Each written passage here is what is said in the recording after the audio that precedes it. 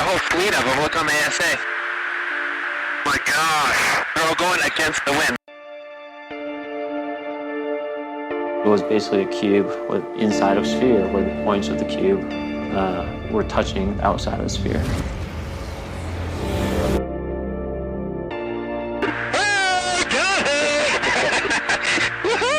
Roger. There's troubleshooting as soon as I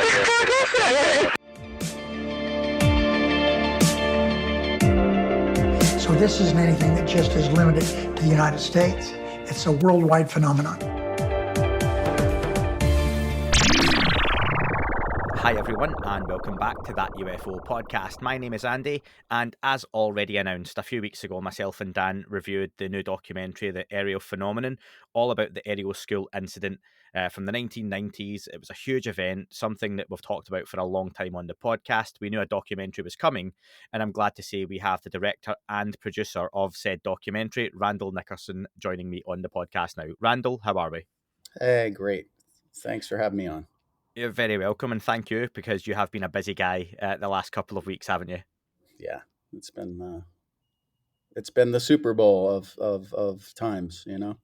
Yeah, and do you know what? In a very positive way, because right off the bat, people who have listened to the interview the review, myself and Dan done, will know it was very positive. People know how honest we are. And right off the bat, this was very much a documentary we both enjoyed massively, and it's going to be good to talk to you about it. And first question, Randall, for you is: when did you first become aware of the Ariel story itself? 1995. The first time I saw the videos of the children. Yeah, and it struck me. I never forgot about it, and wondered. And I just, when you see kids interviewed like that, you can tell honesty, and you can tell if somebody's making, there's a lot you can tell that I could see in that first interview or first time I saw that footage. And yeah, that made me interested. But I didn't start until 2007, 12 years later. And I've heard you say on another interview that you never really had an interest in the UFO subject before this. Would that be right?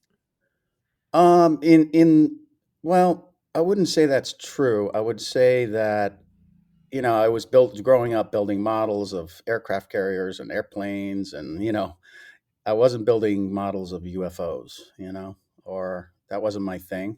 But of course, like growing up in that time, I watched TV and stuff like that, but it wasn't a thing that if anything, it scared me more than anything I wanted to really look into.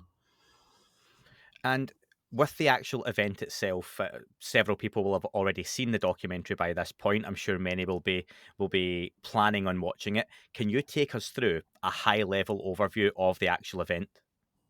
Yes. Well, it didn't start with Ariel.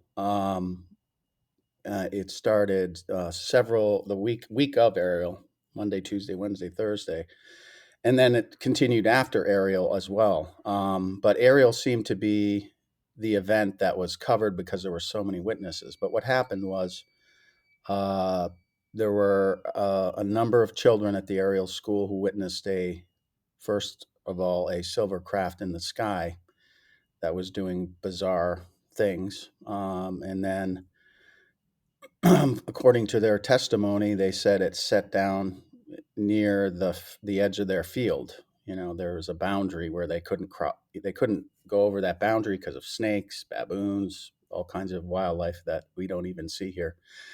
And they watched it.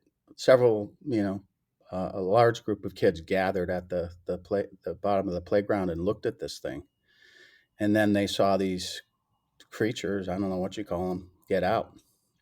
And at least one approached the playground itself, and there was some kind of experience there between children and this strange creature. And the kids all went running and screaming after a little while because of the sound it made. And then went into the teachers and told the teachers, like 100 kids. And, the teachers didn't believe them at first. And it wasn't until actually, the teachers didn't believe him. The kids went home and told their moms and dads, and all the moms and dads called the school. Like, what happened to our kids? And that's kind of how it all started. Then the BBC showed up. One of the parents knew somebody from the BBC and called him. Thank God. And he showed up and started filming right away because he thought they saw some kind of military thing, or he was he couldn't believe that they were actually being truthful. But they kept saying, no, this thing was round, silver, really bright. And then the story just got even more bizarre for the BBC reporter, because that was not his game. War zones were his game. Filming atrocities was his profession. And that was Tim Leach, and he was a foreign And affairs correspondent, wasn't he, for the BBC? correct. Yep.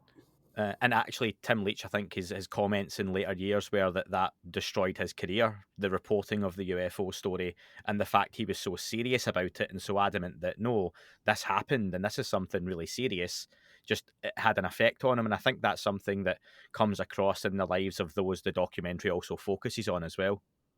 Correct. Yeah. It's hard. Up until recently, it's been really hard to talk about any of this stuff without being ridiculed, or, things have changed, and that's a good sign. We should be able to talk about these things. A lot of people see weird things and they never say anything, you know?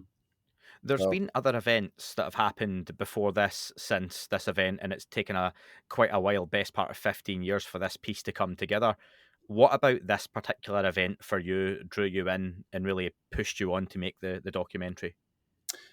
well, I started with, archival footage. I didn't meet anybody yet in the early days. And I found the Ariel School, which, everybody said was not even there anymore, not running. It burnt down, all this stuff because of the political upheaval in Zimbabwe. But when I went over to the school, as soon as I found out it was there, I just got on a plane, which was which was pretty crazy from a small town boy to go to Africa like that.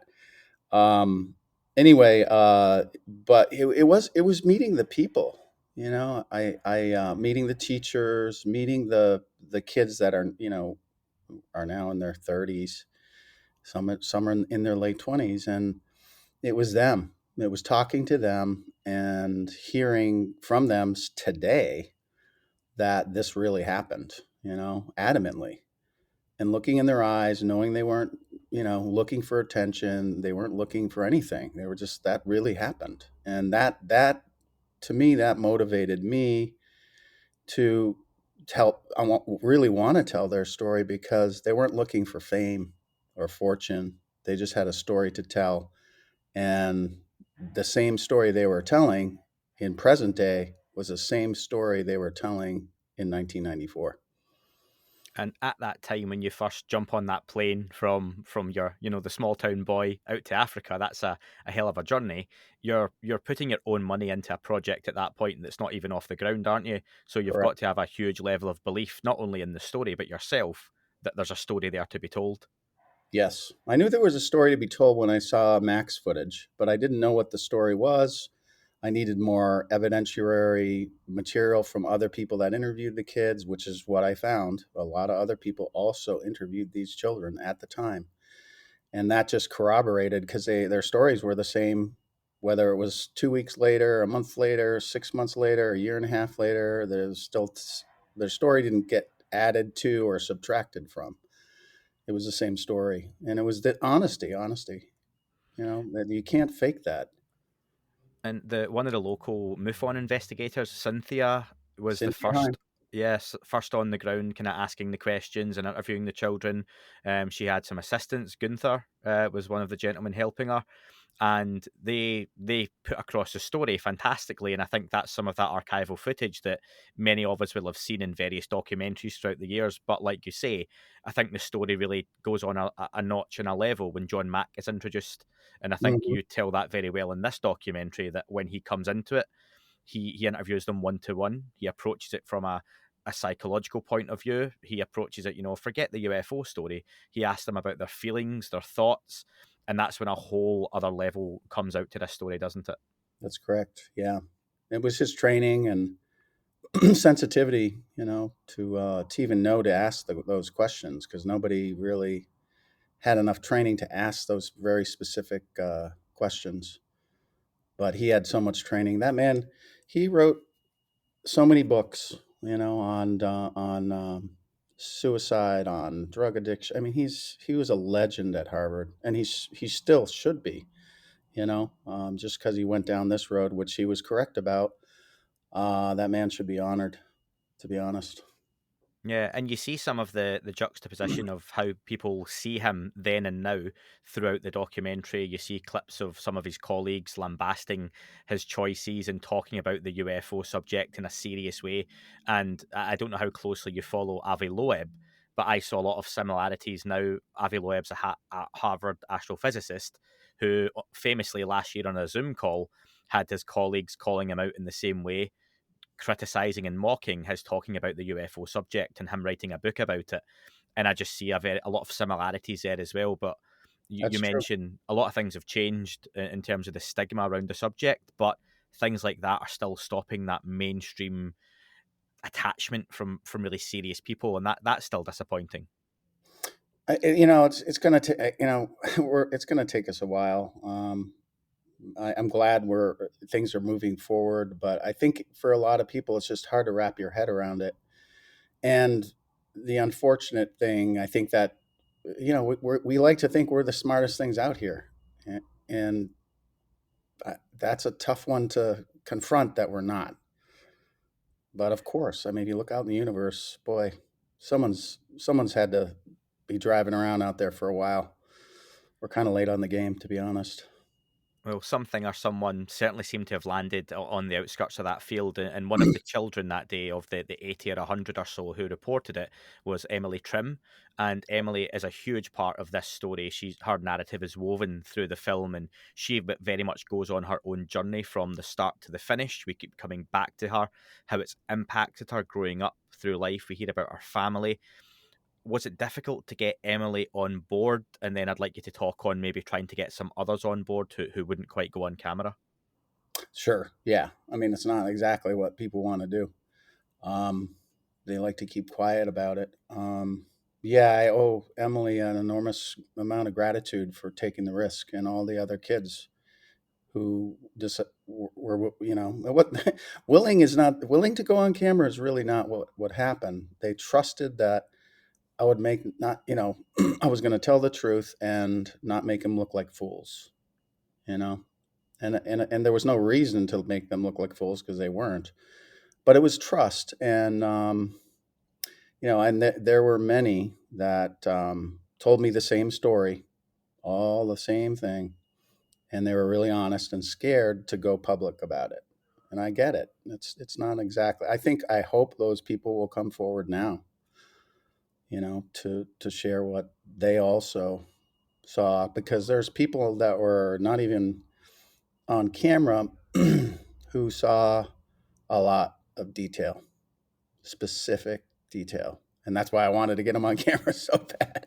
But, people, one of them, she's an attorney, she was going to college to be an attorney, and her dad said, "Don't do it. It'll kill your career." And she didn't, but she'll come forward eventually. And I suppose you're right that it's a trust thing, because it's one thing to sit in front of the camera and tell the story, and you can tell someone that you're going to do it seriously and objectively and treat it with the dignity it deserves. But then they see a finished product and it's got, interesting drum music over the top of it and little flying saucers coming across the screen, and the presentation of it can really let that person down. And I think we see that sometimes in other documentaries, not just on the UFO subject, but in any walk of life, where you cut in mid-sentence or you stop something halfway through and the total context can be lost. So there is a huge element of trust. And again, I appreciate why anyone, let alone an attorney, wants to stay away from the subject as it stands at the minute. But Mhm. has anyone since the documentary come out, like those people, been in touch to either comment on the documentary or even said they perhaps regret not being involved? No, I've had none of that. If anything, I'm still having witnesses come forward. I mean, even though it's taken 15 years to, it'll be 15 years in September when I started. But every single year, every few months, I get an email, from somebody else that was either there as a witness, or somebody was on the scene right after, or somebody that lived right near there. I mean, it's not stopped. So there's a lot more people. I hope speak up, really, because I think this was a very, very unique event. I know it's not the only one. There's tons of events that happened that nobody even knows about, but this one, because of everybody that was involved in it. And thank God they filmed these kids at that time, because if they didn't, we would not be talking about this.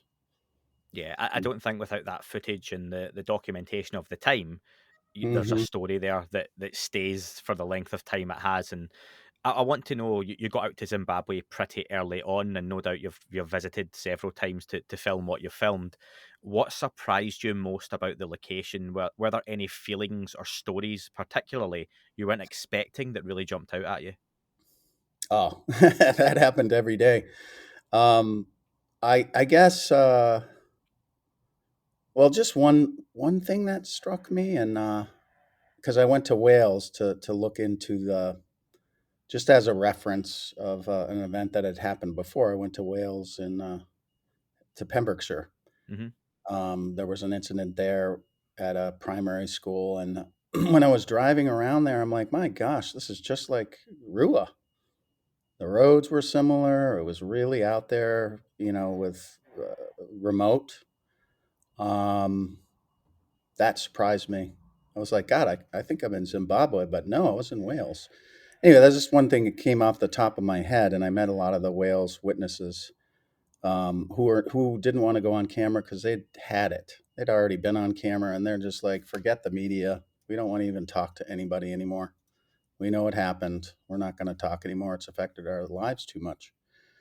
So I heard that over and over and over, but they shared with me, which was really, I, I appreciate that. There were surprises all along.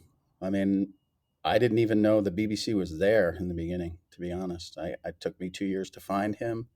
He was living a very quiet life. And yeah, there are multiple surprises. I mean, every new witness that I went to see and talk to was a surprise. I was always waiting for, okay, where's the person that's going to say it was made up, blah, blah, blah, blah, blah, blah, or Yeah. the person that's going to say it was hoaxed. I was looking for those people, and they weren't there. I kept getting that same story of like, no, it really happened. You know, something very, very strange happened that day. Even people that don't want to talk about it, that's what they'll tell you. When it comes to the UFO subject, many people getting involved, it's quite simple. That are there things or beings or craft traveling from other planets to this planet? As you get more involved in the subject and you start to hear alternative theories, you hear about, is consciousness playing a part? Are there aspects of potentially time travel? And some of the things that were involved that came out in the documentary were the idea that the beings seemed to be jumping about, and there's potentially an idea that they were slipping in and out of time, or there's some sort of gravitational warp effect happening. Are those things that you were aware of before you started filming, or are those ideas that you now embrace? Where do you sit with the idea of the phenomenon? That's a deeper question, but yes, I am aware of time manipulation, and I don't know how that's possible. But if you think about it in physics around gravity, when you have a very strong gravitational field, you can, if it's powerful enough, you can manipulate time. Well, we know that from black holes. So I don't know. The hard thing about this, like, I didn't want any special effects at all. Yeah. Because how am I going to recreate something we don't even know really, and it's not even worth trying to represent it because we don't.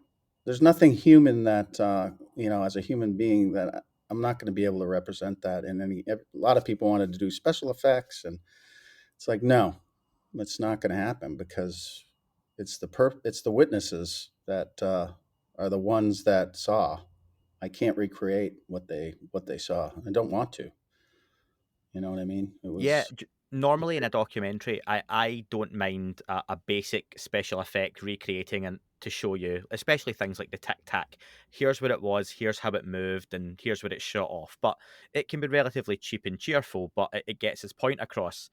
What you have with this event and this experience are actually a lot more powerful, but much simpler. Is that the drawings the children done, and I think those are fascinating for all they're so different. They all depict the same event, little differences here and there. But I remember speaking to one of my guests some time ago, talked about how if you ask myself and my wife about our wedding day, we're both going to tell you a very similar story, but certain details throughout it might be slightly different than each of us remember. Who cut the cake first? And do you remember speaking to such and such? And someone fell on a chair leg and tripped up. Actually, it was someone else. And it's not the fact that either of you are lying. It's just with time, your memory changes and plays little tricks on you, and you misremember things. But what these kids done was the most fantastic documentation you can get at the time. Was let's draw what we've seen. And what was it like when you're at the school and you see those drawings and you're seeing what those children remember from that day? Yeah, I guess the drawings were the special effects. Yeah, I mean the drawings came in over a long period of time. I only had I don't know, maybe 12 or 15 in the beginning, and then I kept finding more and more, like who has these. So I ended up with, I don't know how many I have now. I think I have almost every single one of them. But it took time. Um, but yeah, I looked at the drawings. I mean, from 6 years old all the way up to 13. It's a pretty wide range. And, everybody, it's interesting because, some kids are better artists than others to depict what they have seen. And I love the pictures that I also have other drawings of what the kids drew uh, of the teachers. It's really Okay. kind of funny, like how they depicted their teachers in drawings, and that had nothing to do with that day. But I just found it fascinating uh, how each individual kid had their own, way of expressing themselves on a piece of paper with crayons. Many people talk about other entities, aliens, non-human intelligences, whatever you want to call them, and it can be very divisive. There's a whole group and camp that really refuse to see anything other than positivity and benevolence and a sense of warmth and compassion. And there are others that talk about abductions and scary experiences. And even in this documentary, I thought it interesting. I put across the point that for me, a lot of the retelling of the stories from the children's point of view, even now as adults, it wasn't particularly a pleasant experience. They mentioned feeling scared or an element of fear, or the beings wanted them to go with them. And funnily enough, one of the listeners messaged me saying they took away something different and they felt it was more of a positive experience. How did you feel speaking to those witnesses, whether it was on the phone, Zoom calls, Skype, or face to face? How they reflect on the experience overall? Yeah, it was always face to face. Pretty much all of them. Well, I think you know, anytime you see something that unusual, you're going to have fear. That's just a normal response, and particularly when it's something that's not even supposed to exist. I know this. I personally just don't get into the good evil conversation or bad good. I don't know if that works that way in outer space, so to speak. I think anything we see, we're going to have all kinds of reactions to it. But I've studied the subject fairly well, and it's very similar, in my opinion, like what we do to wildlife. Human beings do to wildlife. My God, we tag them, we track them, we kill them. We do. There's a lot of animals we eat. I mean, God, so if you think of because I do a lot of photography when I'm out in the wild, I'm like, boy, I guess I'm the alien to them. You know, they don't understand the technology I have. They don't understand any of that. But they look at me in the eyes and say, is this person going to hurt me or not? I don't know. You know what I mean? And I think it's actually really similar to that. We're dealing with, I think, a species that's way more evolved than us, and I don't think their intention is, you know, world domination or any of that stuff that we've seen in movies. I just don't think that's the case. Why? There's probably a bunch of other planets just like ours.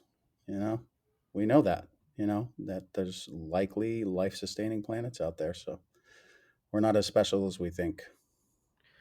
You've mentioned it a few times. It's been almost 15 years to make this documentary. It will be 15 years come September. Did you watch any other UFO type documentaries during the creation of this one? You're saying no, obviously. If you're listening to this in audio, Randall shook his head there. So I was going to follow up. Did anything like that help influence you? Or in that case, if not, what did influence you in making this? Uh, what really influenced me? I have been sort of off the grid for a long time, not really watching anything.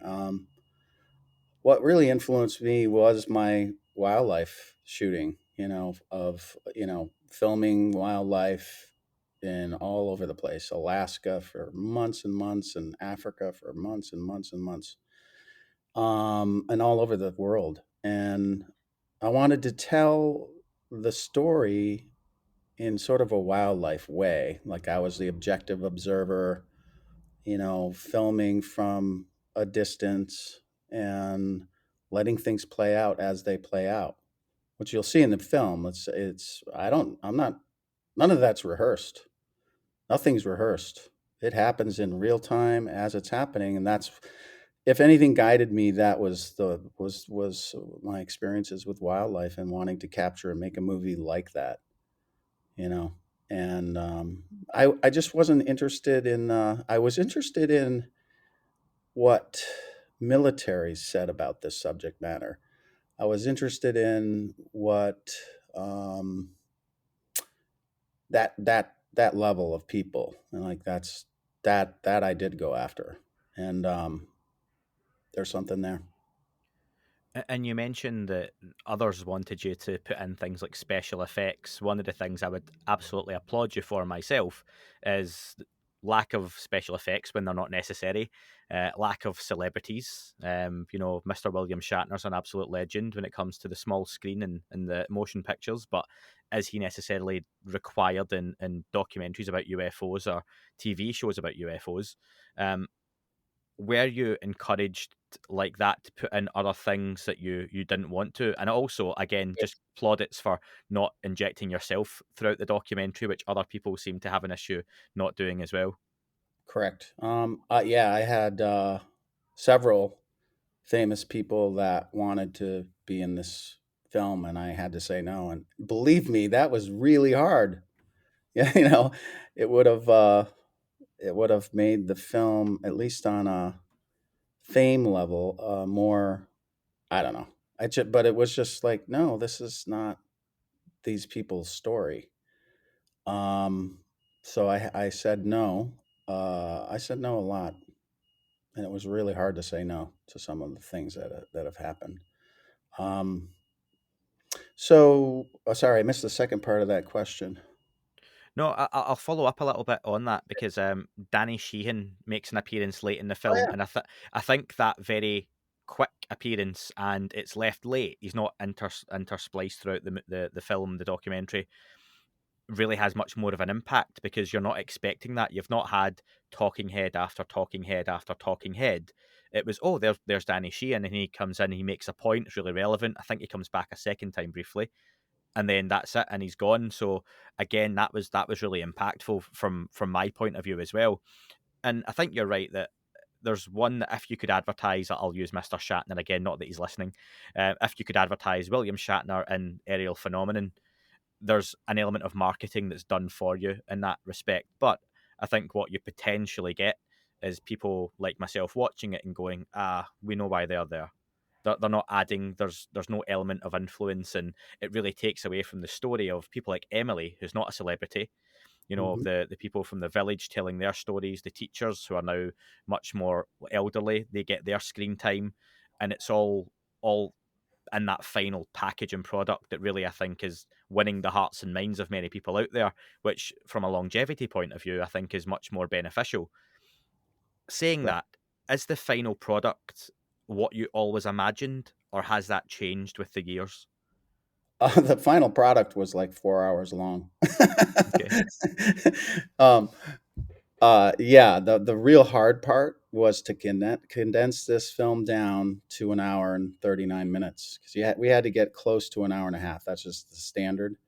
Um, and that took a long time because we had to boil it down, even though we have so much more footage and so much more interviews and everything. But we had to get it down to a reasonable time. And I want to address it later when we do the director's cut. We can make the longer cut, but I'm satisfied that it tells the story. You know what I mean? Yeah. In a very specific, all the big points are there and non-repetitive, and it's all first person. There's no second person hearsay, none of that. It's all first person, which is I that makes me feel good because that's hard. You know, it's not a secondhand story somebody heard about. Everybody in the movie was part of it, and If that you took, I yeah. was going to ask if you took that finished product back time traveling 10 or 15 years to yourself and said, "Watch this," do you think you would have been happy with it? No, Why not? 10 years ago. Hmm. Uh, no, I don't think it was ready at that time. More witnesses came forward, and more information came forward. More drawings, more pictures, more video. And it wasn't until maybe a couple years ago that I was like, okay, I think I've got enough here to really, really tell this story. And with my story editor Christopher Seward, he was just amazing, and my crew were amazing because they saw it. They saw it too. Um, that over time, like, oh my gosh, there's even more. You get a whole new set of videos that are hours long of these kids being interviewed in 1990s, 1997, 95. It's just wow, it's the same thing. I know Dan Aykroyd is on the website is saying, I enjoyed the film greatly. It puts the issue in a touching, emotional place. And Dan Aykroyd himself has a really enjoyable documentary that you can find on YouTube. Particular parts for me about the Phoenix Lights are really interesting. And he's someone I'd love to speak to down the line on the podcast. So there's been a lot of praise from around the community as well. And that must be really heartening for you at this point because it's 15 years of your life condensed to an hour and 39 minutes at this point. Yeah, I really appreciate the support and everything because it's been hard. It's been really hard. Um, for everybody, not just me, but I'm the one that had to carry the weight for so long. But I'm really happy, and Dan's is a fantastic guy. Gotta say, he's a very interesting man. He's funny. He's so funny. Anyway, yeah, kudos to Dan. And he's a Ghostbuster, so you can't get much more higher praise than that, can you? Exactly. If you're going to ring about for a recommendation or a review, who are you going to call? I have to get that in there. Apologies, folks. Um, listen, we're going to Randall. I mentioned this before we even started. That the distribution of the piece itself hasn't been smooth sailing, and that's something that you've had to address, and your team have online. And again, I've got to be fair and say they've done a very good job of being active on social media, and I've seen them engaging with people who have had a not so smooth experience in terms of renting the documentary. Sure. Can you elaborate a little more on what the original plan was for distribution and what changed? I can't. We had big plans for distribution, and how do I put this? I had to make a decision about a creative decision personally, and then I had a deadline also because you have to pay for rights to use people's footage, and I had a deadline of May 20th, and I didn't have a lot of time to do that. To get the film out, I had to get it out, and so everything was supposed to be smooth. We did all the work. I had it, and then our site crashed right in the beginning because we had so many hits Hmm. on that first day, and we thought we were ready for that. we had a scalable server, commercial server. Um, so that failed, and just been working since that time. Been working at getting the bugs out, because when you have that happen, it was like a domino effect. So in a way, our release now is to get what we're finding out is getting the bugs out, which we're pretty close to completing that. I've had to hire a lot more people to. Everybody's just overwhelmed, you know.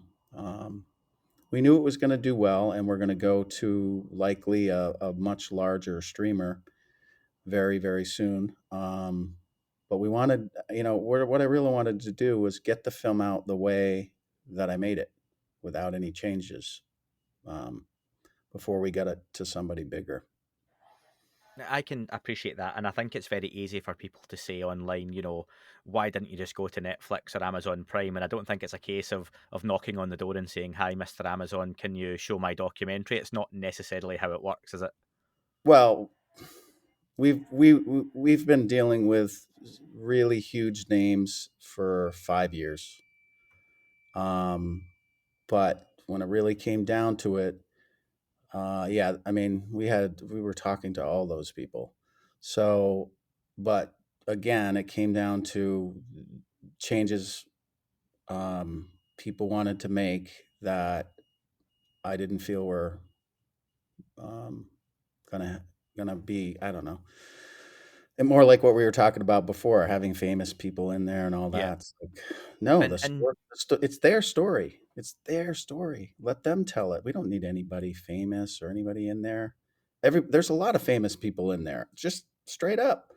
So anyway, it was just a creative. I had to stand up and say no to crazy things that I you know would what? love to say, huh? I was going to say we've got a very recent example, and we were very honest, and I've told people to go and watch it and make up their own mind, just our opinion. But the way A Tear in the Sky turned out, and I'm grateful UAPX were so honest about the final product, because it was really their documentary, that someone came in who provided funding that then had a creative license over UAPX's project, and it turned out the way it did. And what we're saying, folks, is that, yeah, there's been some hitches and glitches in terms of distribution, but what you've got is someone presenting an honest and what their vision was for a final product, and not giving up that sway and creative control. So if you can support now, yeah, you can wait, and times are tough. We're in a cost of living crisis. God knows I've got people support this podcast who could wait and they could get it free, but they choose to support.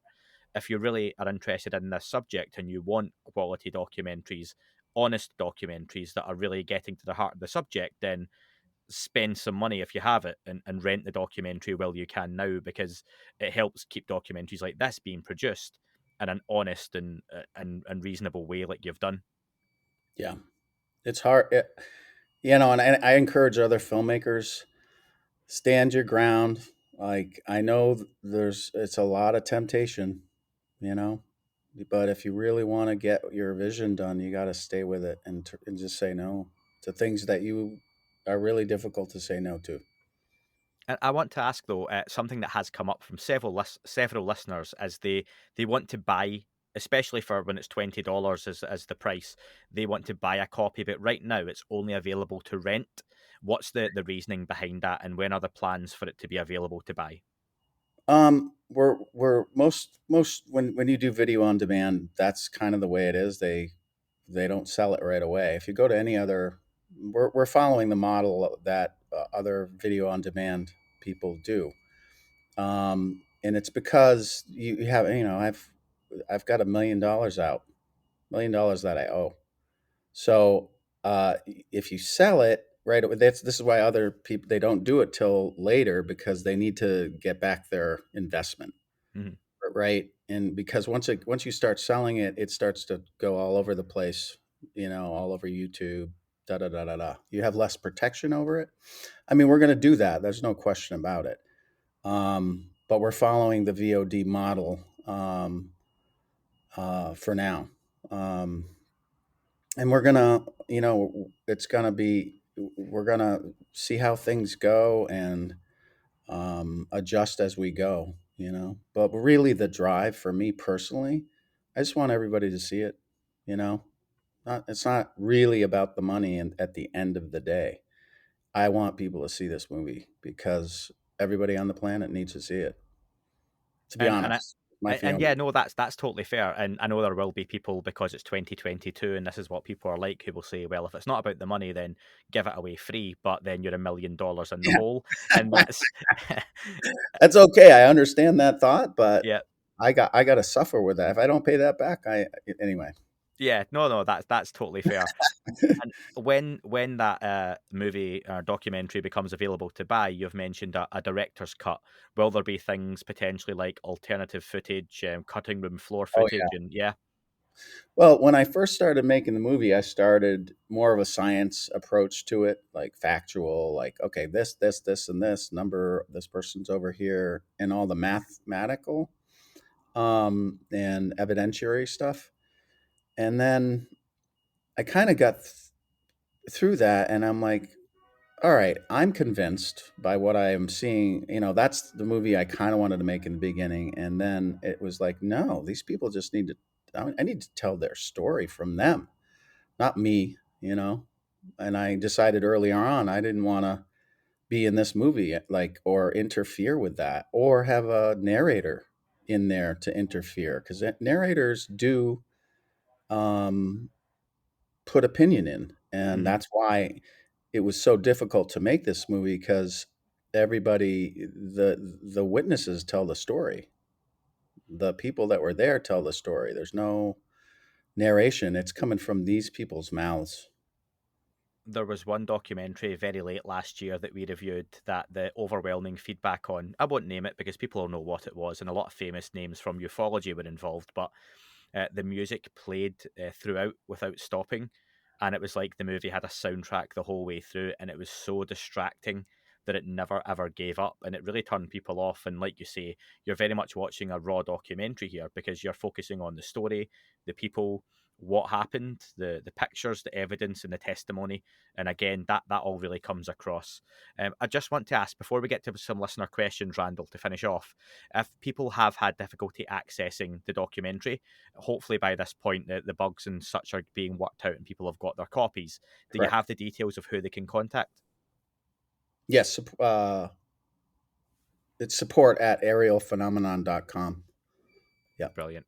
I'll put the Um, details as well in the description of the podcast as well. we're trying to get everything. You know, it doesn't make me feel good because we've spent such a great amount of time trying to get this perfect. You know, the film and everything else, and our launch was not acceptable to me in a lot of ways. You know, but I tell you, everybody's working so hard. You know, and we're bringing on new people so we can get help. You know, more help, hands on deck. I just want to check, Randall, the email address on the Twitter account is tech@arielphenomenon.com. Should it be that or support@arielphenomenon.com? I think it's support. Okay. I'll get that checked.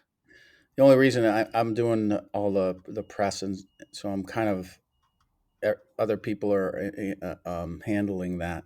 I do touch base with them off many times a day. No, that's fine. Just checking on the website as well, it does say tech@arielphenomenon.com. So yeah, use the tech one, folks. Yeah, But that's just in the rare circumstances now that you have any issues. But yeah, people are watching it, people are streaming it. I've seen plenty of comments on folks saying how much they've loved it. So those bugs are certainly being worked out the system. Randall, a couple of listener questions to finish off, if you don't mind. sure. So the first question, we had a very similar question from Mr. Calhoun and Mark. Did any of the kids involved in the Ariel School and their families have any further encounters of high strangeness or even things like abductions in the follow-up? I can't say anything about that. I can't be specific. Because of let's just say the answer is yes, but I can't go into that. And that's fair enough. There's people who have stories. I know yourself that you've spoken on several podcasts already, and I won't be as remiss just to ask you the question because the answer is going to be no. On Jimmy Church and Summer in the Skies, you said you won't talk about your own experience as it'll detract from the story of the children and what you're trying to get across, and your own personal reasons. Nick, who listens to the podcast, says that as an experiencer himself, he very much appreciates that and would love to hear that when the time was right. Is there a time you feel you will be able to talk about your own experiences? Yes. I don't know when that time is. To me, it's not that important. You know, what's important is, some of the pilots, Navy guys, you know, Air Force guys coming out. They'll change it. I won't. Hopefully, and that's what we're hearing in Congress. That wasn't a part of the first hearings, but hopefully going forward, we do get that sort of testimony coming out. And a lot of people who listen to this podcast and watch this podcast tell us that they're experiencers and they have their own, issues or these threads throughout their life where they've had this involvement from something else. And I think people like yourself coming out and just mentioning it on those mainstream platforms as well is a little bit of comfort, and they feel a little bit vindicated that they hear even you Good. mentioning that you've had that experience. Good. And I salute those people because it's hard, you know. So I salute those people, and I Um, guess that's kind of the drive is like let's help people that are not haven't been heard yet. Absolutely. Valis, your question was answered. You had asked, will there be extra footage or deleted scenes available when it comes to purchase? The answer to that was yes. James Jack, he asks, why do you think, and you sort of touched on this with the Wales answer earlier, but why do you think this may have happened in Zimbabwe where it did? Any ideas at all? And maybe why a school? Well, there's more than a few schools that this has occurred at. Yeah, the public would probably want to be aware of that at some point. I don't know. There will be somebody speaking pretty soon about the reason they think this happened from a higher level perspective. But I mean, it's just interesting, why kids, and it kind of makes sense to me. Just I go again back to the wildlife perspective. Kids tell you a lot, the pups tell you a lot. Um, the little baboons tell you a lot. I spent a lot of time with baboons in a troop, following them around for a long period of time. But anyway, um, yeah, I don't know how else to answer that. There's definitely going to be some other um, pretty big things that have to do with this particular event that I can't speak about, but other people will. Was there ever a mention or talk of the uranium mines that are about 30 to 50 miles from the school being a reason potentially for this case and its vicinity to where it was? Um, yeah. There's somebody else that can speak about that, but I don't know where you heard that. That's somebody. Was that a viewer that said something? Do you know what? A few people have mentioned this, and Mm, a couple of listeners got in touch with that as well. But I know other people have brought that up as Well, something in that area. yeah. I All I, think I can't. I people can't are say getting. more. I'd rather have the person that is much more credible in an official way speak about that. I think people are getting more switched on to even some of these older incidents that maybe things that weren't considered at the time. They're now looking back to see are there nuclear tests nearby? Is there, again, uranium mines, things like that? And you start to piece together that actually a lot of these locations maybe have things in common that 20, 30 years ago we didn't realise. But that'll be interesting to see if further information comes out on that. Yeah, we're able to see now our entire planet from all these high res satellites. I mean, Hmm. it's a different world, so we can see a bigger picture and start to put those things together. Where we just didn't have the tech to do it. Now we do. Yeah. Ryan wanted to know that he's heard there was a second craft potentially. Is that true, or was it just the one craft that was seen? No, well, it was one main event, but in the sky beforehand, uh, it's a question mark. But there was one main one, and I've heard numerous times that there were more than one from the witnesses. And So yeah, please go on. Yeah. but the main event was one particular craft object, whatever you want to call it, oval, an oval rock, as some of the the the people said in the village, or it was like two baskets put together, one upside down and Mm. one. They didn't even have the language for. They didn't know anything about UFOs, flying saucers, or any of that. Not Let, all of let me them. Anyway, that's one of the beauties of this story is we hear the story very much told from a perspective as and when it happened, and some of those children have grown up, but we've only heard from a couple of them. You've spoken to many more off the record. Is there any danger, in your opinion, given you've spoken to these people who don't want to come forward, that if other witnesses to the event do, given the length of time that's passed, does the story change at all? The details get added that maybe did or didn't happen, but because of the length of time, we talked about how memories change over time. And could that dilute the story, or do you think there's the possibility to enhance the story? oh, I think it'll enhance it. I don't. I mean, at least everybody I've talked to, they've never added or subtracted anything to their story because they remember like it happened yesterday. You know, when something like this happens to you, you don't ever forget it. You know, it's clear. So I don't. I'm not worried about that. Not at all. If anything, more witnesses that come forward, the more it's going to be um, validated.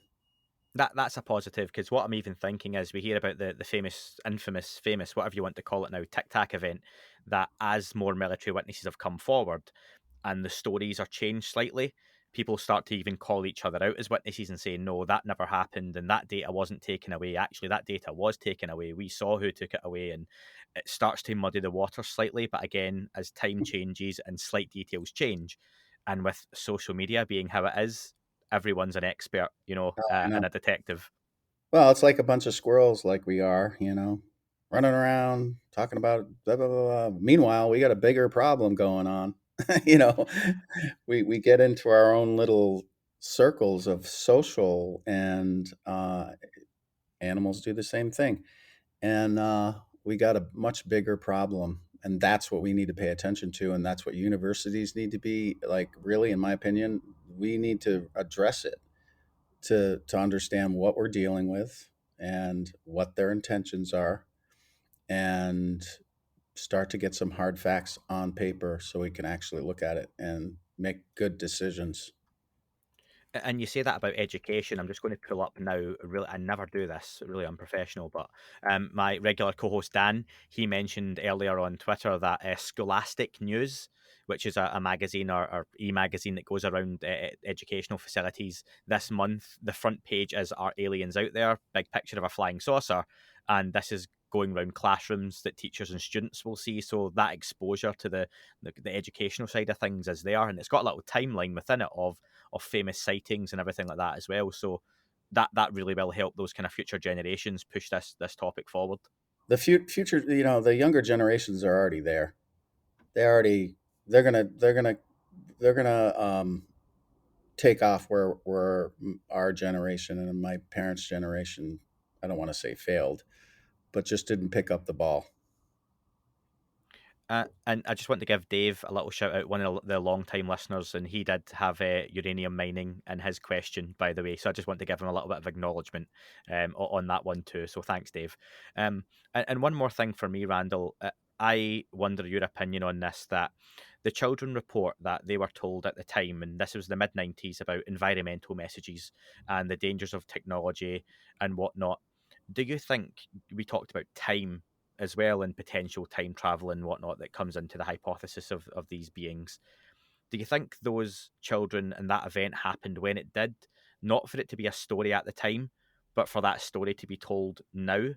Because as this documentary has been released, it just happens to be in the same year we have congressional hearings, as the mainstream picks up on the story again, not too long after we've had the UAP task force report.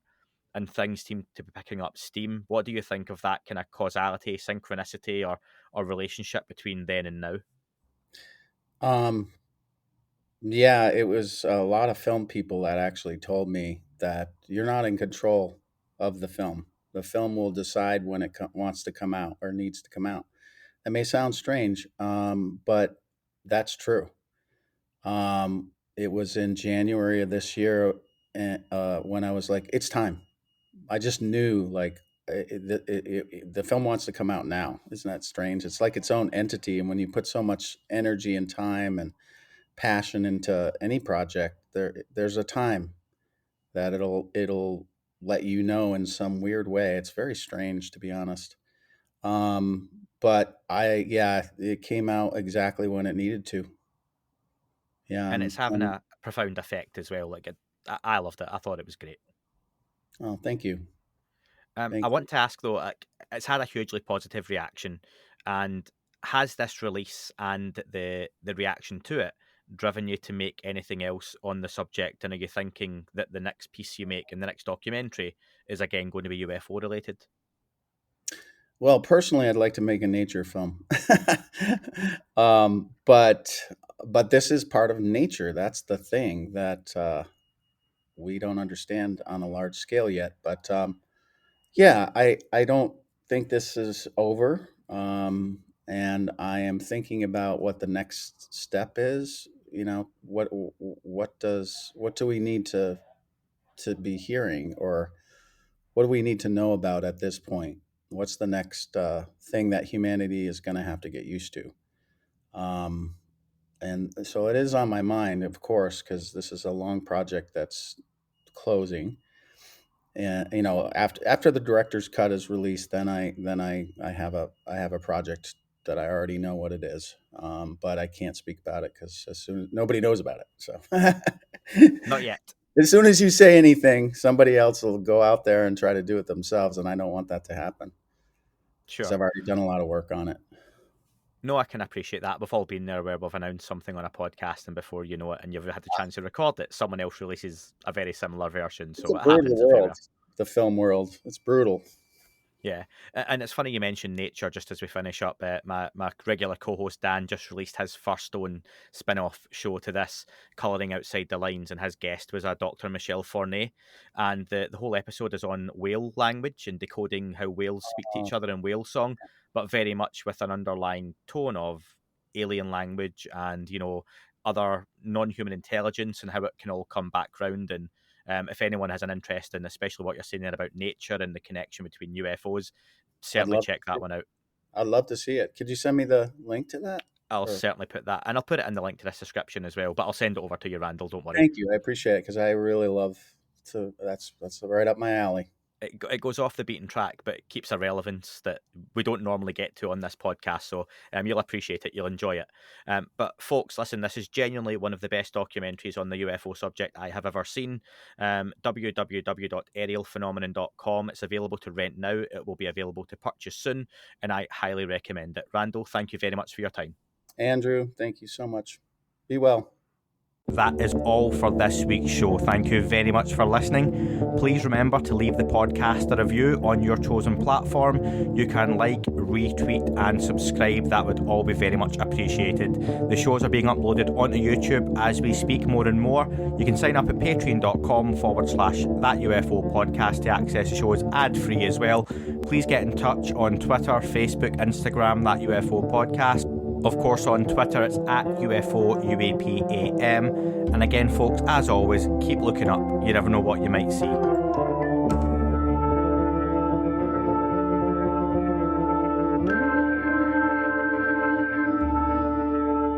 It wasn't a tic-tac and not quite a saucer, more like a hubcap designed by Chaucer, a little Baroque and quite steampunk, like Alice was playing bass for the Parliament of Folk. The little fucker hovered right outside of my window, and when I shoved out the screen, he made it an issue. I don't think he expected me to see his ass, but I'd had some champagne and smoked a little around.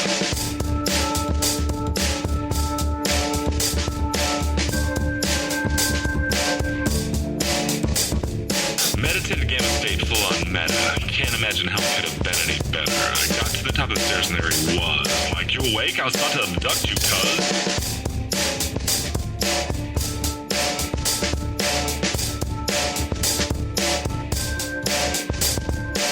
back and nearly kissed myself, and I climbed out the window after the elf, and I woke up in my bed, and there was something on my head, and everything was weird, and everything was red, and I called out to my boys. They thought this was noise, they thought it was a dream, and they thought it was my toys, they thought it was my problems, and they think I should seek therapy, and I don't know what to do, because it doesn't really scare me.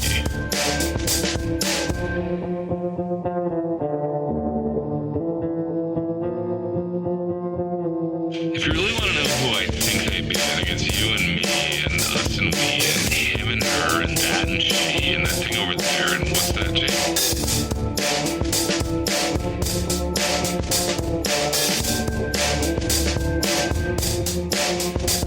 But if we're being serious, open your mind, consider your heart, consider time, consider your space, consider your lies, consider your life, consider your eyes.